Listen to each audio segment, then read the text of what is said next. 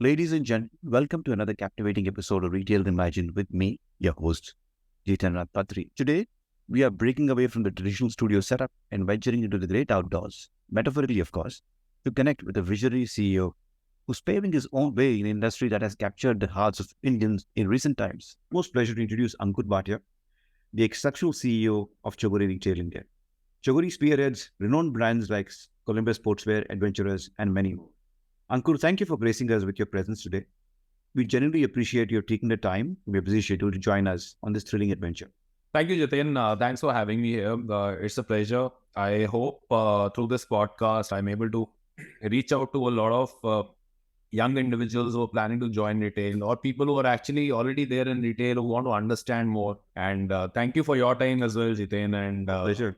look forward to having this conversation. Absolutely. Pleasure is all mine, Ankur. And absolutely, I think that's the whole objective or intent of the podcast is to get those, the experiences and the insights out there for a lot of the industry to pick up and take forward. Yeah. So I know you sent me a very brief profile of yourself, but walk us through your remarkable journey, yeah, and give us all the juice that you kind of experienced all these years. Jitin, I would say that when I was in college, actually, at that time, Mr. Biani was setting up his retail business, and students like me at that time were really in awe of his presence and his strategy and how he was planning to build his retail business from almost scratch, actually. Absolutely. And I was really motivated by him, and that is why I took retail as a subject, and I took retail as my passion because of some inherent things in me, but also because Mr. Biani turned out to be the role model I needed at that time. And I joined ITC, and ITC had its own retail division, and I joined Will's Lifestyle. John Players also was with ITC at that time. And that is how my journey in retail started. Right. And since then, it's just been that the industry also embraces you with open arms. It's about people at the end of the day. Everything, including technology, revolves around it. Ultimately, people are the ones who get technology, implement it, and make sure that ultimately people's lives is getting easier, whether it is your customers, whether it's your employees, your shareholders, anybody. So it's just that was with ITC, and then I joined Snapdeal, and offline experience turned into online experience, and I was able to implement a lot of things which we did in offline in the online space. Online was at its infancy at that time. Then Bestseller happened, Jack and Jones, Veramoda only, and a couple of other brands. And now Columbia Sportswear at Chogori India Retail Limited. We are launching a lot of new brands, everything in the outdoor space. But yeah, the last 15 plus years have all been in retail, and a lot of learnings, a lot of misses as well. Some failures to talk about. But I would say it's just amazing. I am so lucky to be part of this industry and to be working with such learned and such hardworking people like yourself and so many others I've been interacting with in the last many years. That is just amazing. And yeah, that's not the remarkable journey. That's my journey in retail. Absolutely. I think you said it so right? The industry embraces you, right? So much so that even I think after you go out, and that's my case too, you still want to keep in touch and kind of stay connected.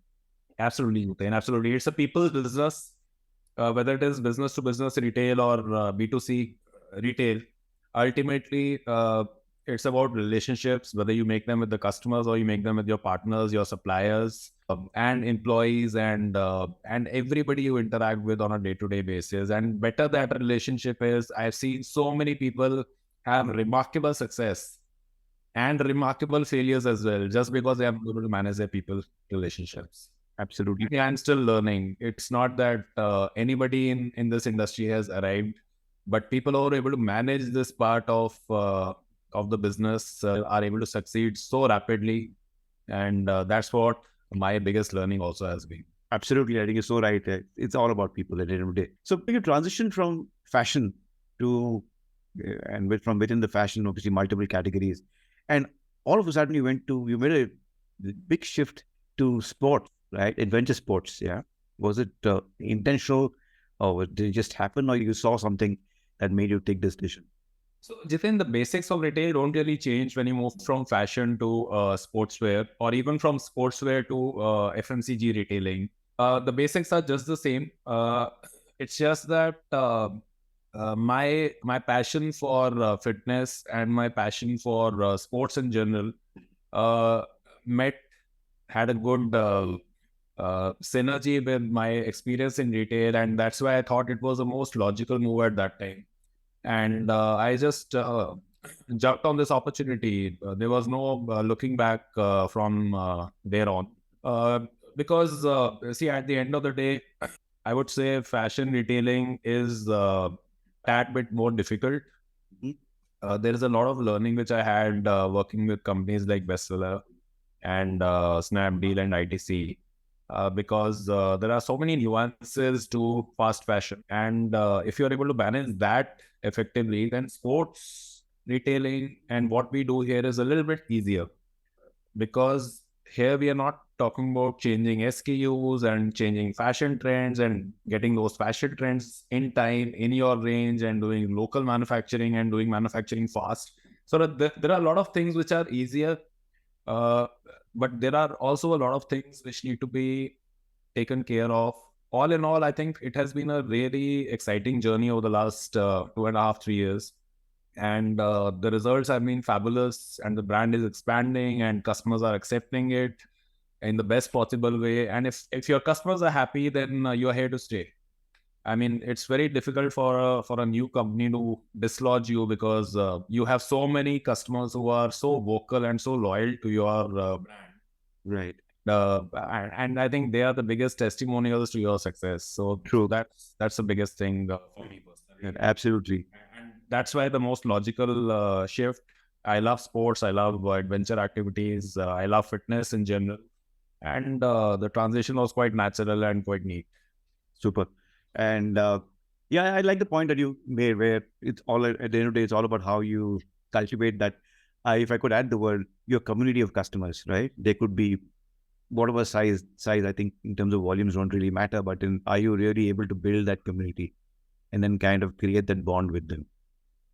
Yeah, absolutely. I think also the right timing is important, because post-COVID, this was in 2021, we're talking about working from home and working from various destinations, and fitness was really catching up, and outdoors was the most safer area to be in, compared to the busy city life or busy places to visit, like Right. tourist places to visit. So I think there was some amount of tailwind which we caught on to. But yeah, I think a lot of basics were right, and some amount of tailwind was also there to help us out. Yeah. Yeah. And I think that's the question I really want to ask you, right? I mean, in recent times, at least the last couple of years, I'm actually seeing a lot of Indians were not known as very adventurous, right? But I see that change happening. I think so. A lot of people I know who never possibly trekked have started trekking, right? And even at a not as young as what they are, right? Going to the Himalayan base camp, that has become kind of a thrill, right? Are you seeing that change happening? Are you witnessing that shift? Yes, I think people value experiences much more than products. Especially the generation which we are seeing now is really valuing that, the experiences of going to new locations, unvisited places, the thrill of adventure, and everything to do around that journey. People just no longer want to go to places where everybody goes. Right. They want to put Instagram stories about new destinations, about some unique thrill which they have had. And the this generation which we are talking about is not like the previous generation, for whom probably international travel was more valuable than doing something in the domestic market, but something unique. Right. We are seeing various kinds of customers and their profiles, where they are going to some destinations which are very, very close to their homes, but they are all in the outdoor space. Mhm. Some unique trekking destinations, some unique wildlife safari destinations. and people are staying overnight. So this camping culture is catching up now. And everything which Europe and the West was doing is coming to India, like not a decade later, but maybe a few months or 1 or 2 years down the line. So that's the biggest change. In Europe and America, almost 20% of the sports industry is outdoor sports. Right. It's a huge, huge market. And Right. that's what we feel would be the market size here as well, because the trend is really catching up. Wow. And are you seeing this? We've always read stories of how in the US and Europe, they would just go off on the weekend, spend a day and a half, and then come back and then, start their work week from a Monday onwards, right? So is this a fleeting trend, or is this something that's going to stay? Or this kind of distance? It's definitely going to stay, because it started with corporates going on as team building activities.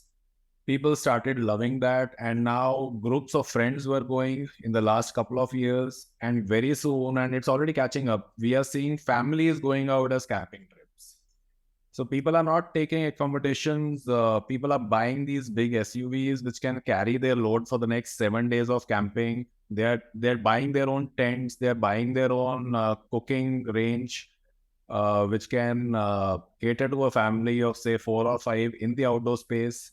They are buying all their gear for the outdoors. Wow. They don't want to stay in hotels in closed rooms and then go for sightseeing and all. They want real experiences. They want to stay next to a river, have food for the next 4 days in their own coolers, and then cook their own food there. And their children also do that. They have their own learnings out of it.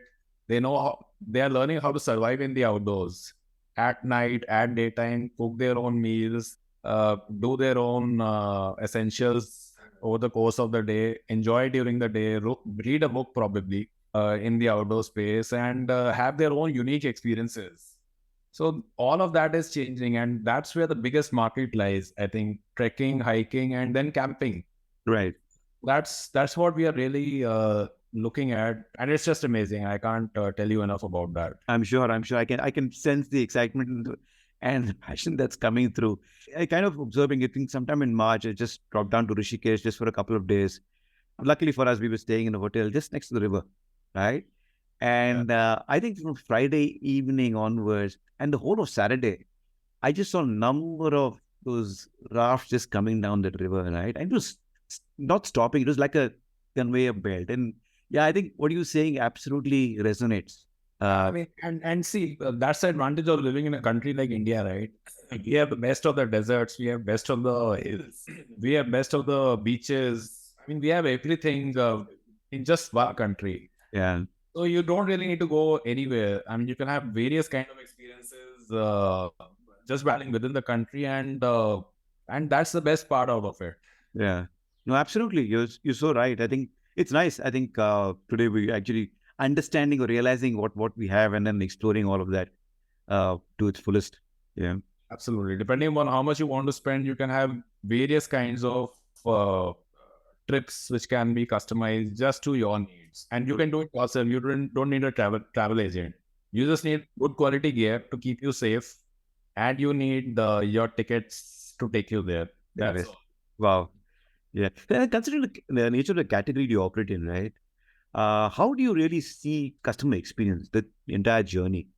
Any strategies or initiatives that you employ or deploy to kind of improve this or kind of create that better experience even before the outdoor experience starts? Yeah, I mean, the only difference, Jitain, is that the experience of the customer, which was largely linear initially, couple of decades, a couple of years back, has become linear, but the angle of multi-channel has come in. So everything now has to be omnichannel. Right. And no matter where the customer is, essentially you should be able to service the customer irrespective of which channel he or she is calling you from. Right. So that is the only thing which has changed because of the advent of the smartphone and internet really getting penetrated in the country. So that's the only difference from pre-purchase to post-purchase. The angle of channel has come in. So that is how we see it. And you have to service, I mean, the better you are at servicing your customer across channels, the faster you would grow. Right. there is so much to learn from companies like Amazon and various companies in India as well, who are really managing this part of their business so well that is how they're able to outgrow their competition much faster and gain a lot of market share. Right. Okay, great. And in doing so, I know for some of the brands, a lot of our retail brands, what they do is they usually implement some kind of a program and kind of just start communicating with them. Is there something much more that can be done with possibly a category like yours? Uh, Not category specific, but I think it has to do with the DNA of the organization. As I said, people are running various processes and Right. systems in any company, and if the DNA of the company is to service the customer in the smartest and the best possible, then systems and technology will just be an enabler. Right. So that is where the difference lies between a technology and a people-driven technology kind of a scenario. So one is very transactional, the other is a combination of people, emotions, and it makes it that much more powerful. Absolutely, because for long-lasting relationships, just the technology part of it is not needed. For instance, if even if it is omnichannel, and if some customer is going to a store and wants to return something which he purchased in the online space, the moment of truth is in how well your sales associate who's standing there at the store is aware about your processes. How well does he communicate with the customer? Is there some hesitance? Does he need approvals? What is the kind of delay or excitement or anxiety which he's going to cause to the customer? How well your policies are laid out on your website or on your invoices, so that the customer doesn't have to go searching for such information. So any touch point which the customer might have with you needs to be sorted. And the less anxious we make the process for the customer, the better it is. And we have this repeat rate, which would then be much better than normal. The bottom line is that people are going to drive your technology, not the other way around. Brilliant. Interesting. Interesting take on that, because you always assume that technology is driving everything. Or supposed Yeah, to. not in our industry. I'm probably not commenting on maybe AI or chat GPT kind of a scenario in which technology is actually now dictating a lot what the humans used to do. But in our industry, so far, still there is a lot of interaction, people business which is happening, and that is where having the right set of people is very important.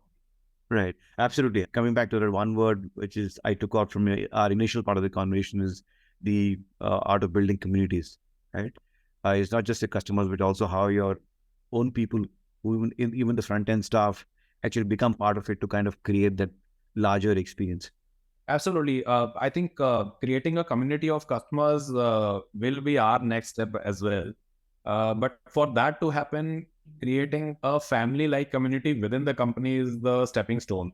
Right. And that is what we have been doing over the last many months and years now, in terms of having low employee attrition and having more and more people who understand our business, who understand our category, so that they can serve the customer, and they can then create those communities of customers which can do a lot of advocacy for your brands. True. True.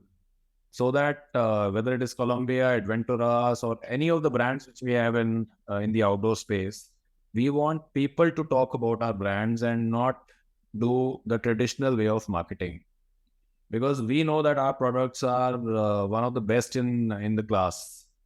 And when you are selling a product which has top notch quality, you don't want to spend on marketing. You want people to tell other people that their experiences were those good experiences because the gear was working at the right time, Yeah. the most difficult and treacherous terrain.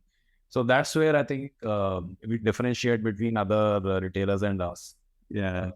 Yeah. Yeah. I think that background picture also, I think, kind of resonates with what you're saying. Absolutely. I mean, that's what we do on a day-to-day basis. Yeah. You don't want this guy who's probably at a 4,000-meter peak to go slipping down or even have a small fall at this altitude, because he will not have a backup, right? At this altitude, getting a backup would be like a lot of money and a lot of time wasted, and the consequences related to that. True. So when you are in this terrain, you want everything to work perfectly well. Absolutely. Which is why substandard or even less than the best is not going to make it. Right. Yeah. I'm getting a lot of insights, right? And then with your experience across different categories, what do you think are the trends that one can look forward to in the next few years, especially for in the adventure sports and in the adventure sports space? I think we are in a very nascent stage as of now as far as catching up with trends is concerned.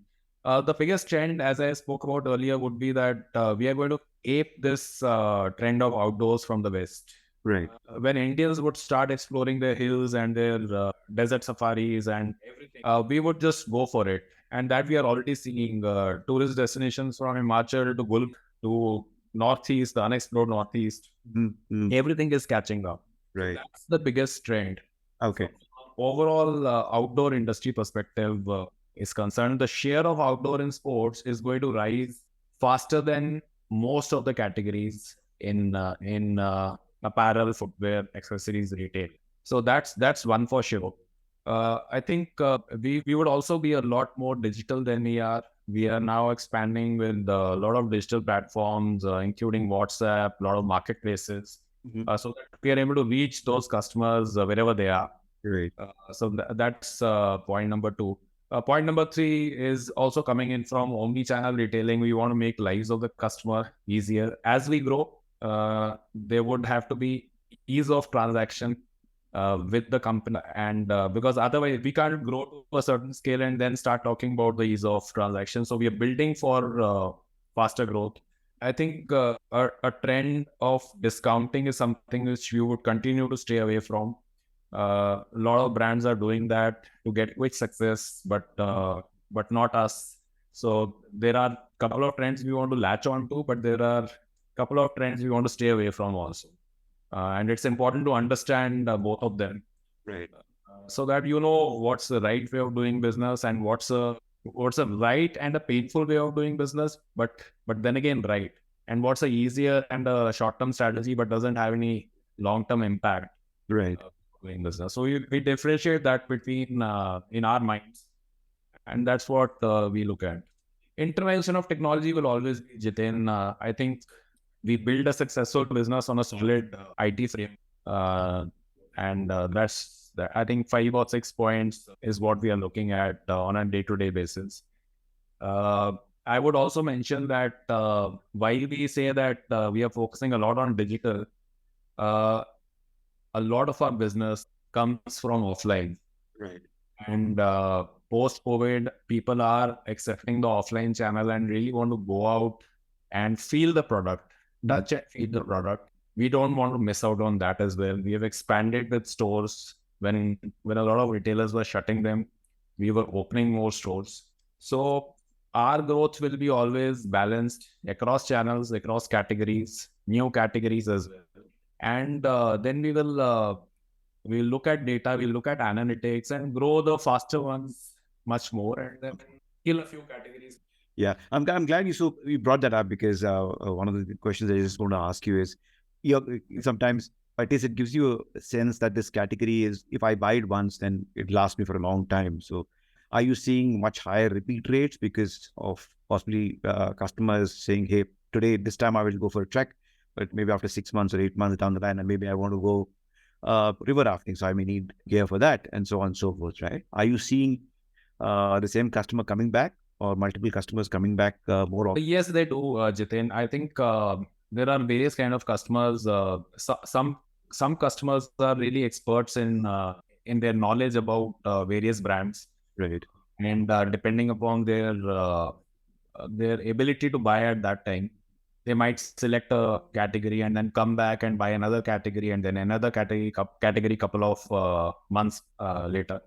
There are other sets of customers who look at their friends and their colleagues who have bought these amazing products and then come to us, and those are new customers for us. Customers who have been referred by other customers. Mm-hmm. Third set of customers is because we are expanding so rapidly in new places and new malls, that we have an entirely new set of customers who walk into our stores on a day-to-day basis.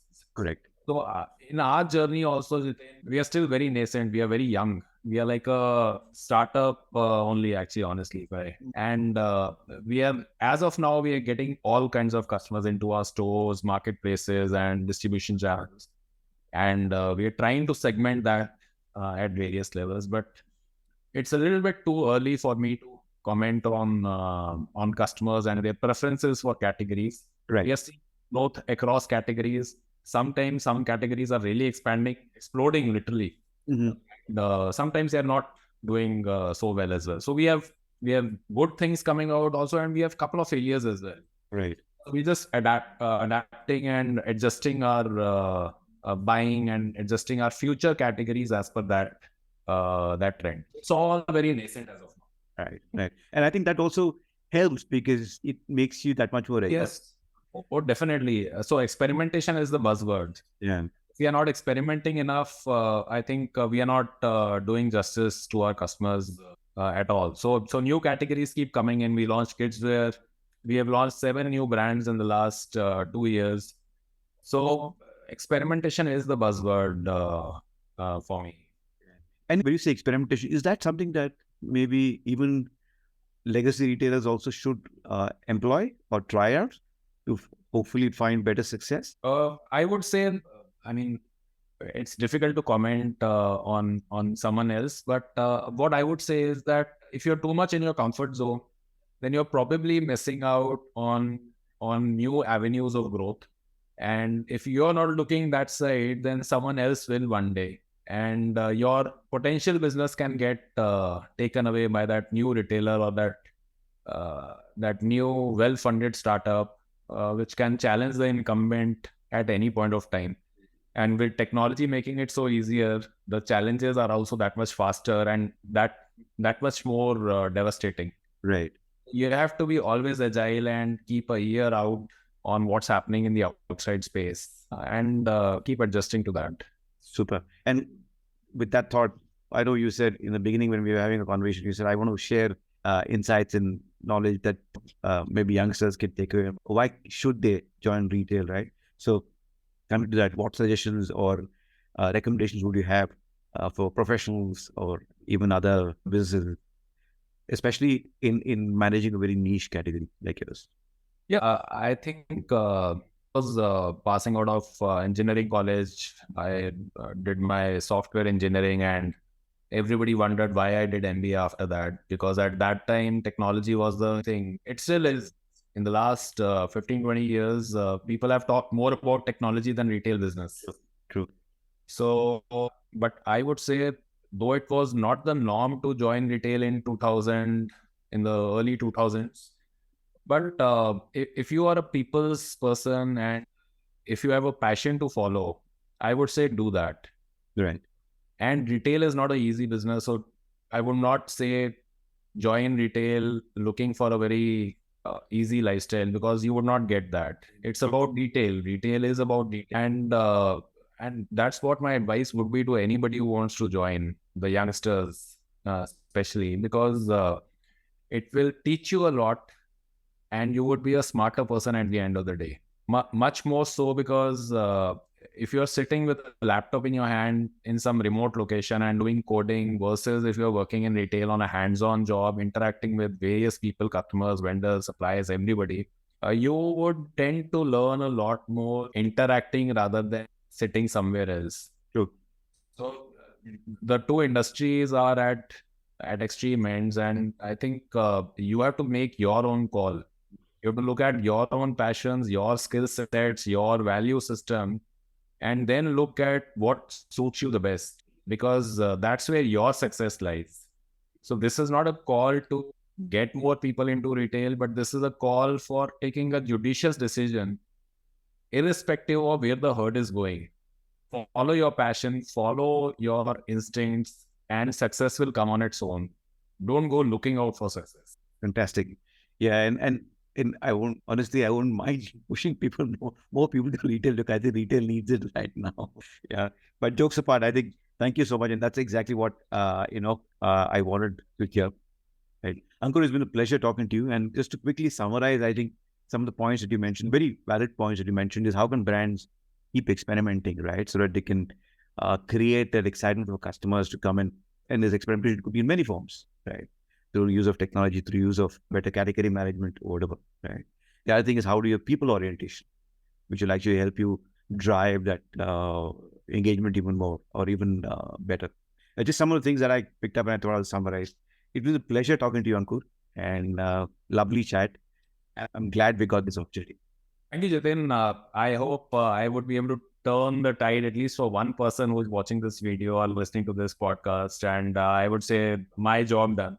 It's been a pleasure. A lot of relevant questions, a lot of questions which make so much sense for the industry and even for the people who want to join retail. And I just wish retail best of luck, because if India has to achieve its dream of becoming a $5 billion economy, retail is going to play a significant role in that. And that's where we need the entire ecosystem, not just us, not just you and me, but the entire ecosystem to start thinking about that and making everybody's lives so much easier.